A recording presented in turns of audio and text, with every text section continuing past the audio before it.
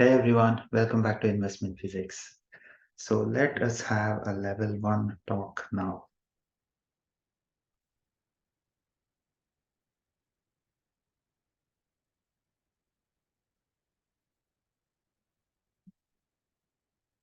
All right. Level one, how to become a millionaire for real. So I know the title might catch some people off guard. You might be like, what is this millions and all he's talking about? Probably he's selling me a scam, some new MLM scheme he's coming up with. No, I'm not trying to scam you. This is like a legit, real way that anybody can do, and it's the simplest way. It's also probably the way that you might find most commonly online, but it works. The index. So before I talk about the index, when you used to go to school, like we used to get a report card, right? Like you used to have different subjects, and there was some people would be good at some are bad at the others. So how do you measure who is a good student in class?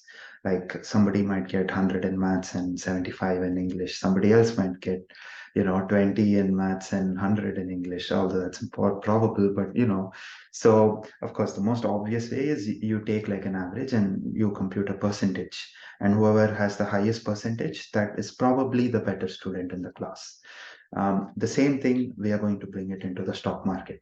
So instead of subjects, just assume that the subjects are companies.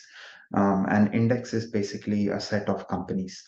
There are many types of indexes, like you can take the 50 biggest companies in India and call it something, or you can take the 500 biggest and call it something. You can take the top few banks and call it something. There are many ways to categorize it, but essentially an index is a basket of companies. Somehow they have divided it.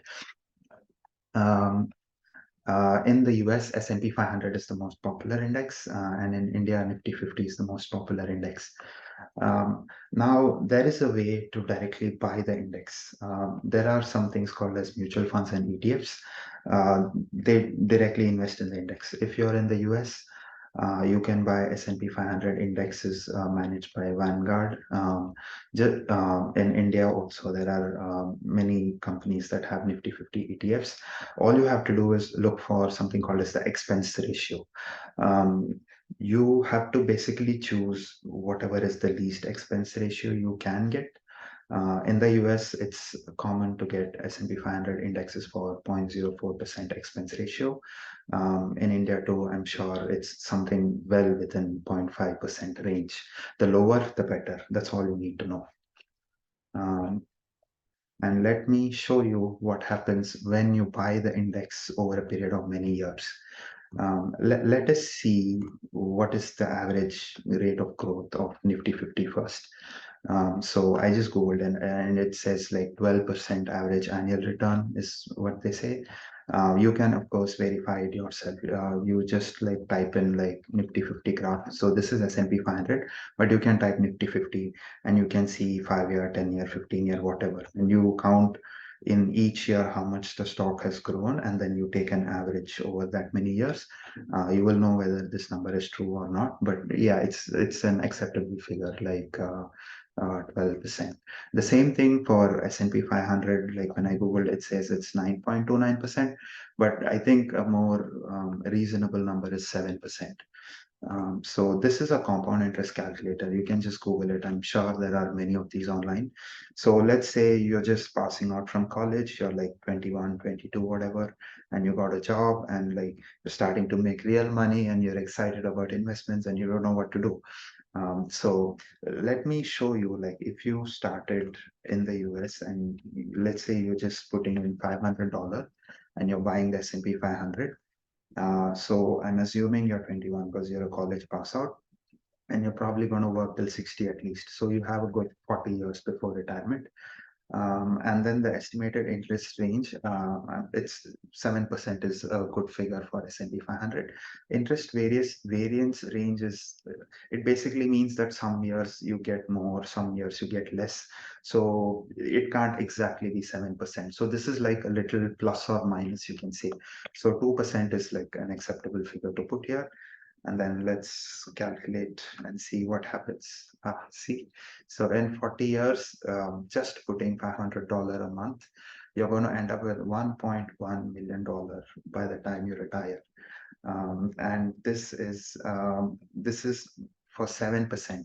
But let's say the market did better and you are getting 9%, then you might even end up with 2 million. So like I want to show you here the effect of compounding.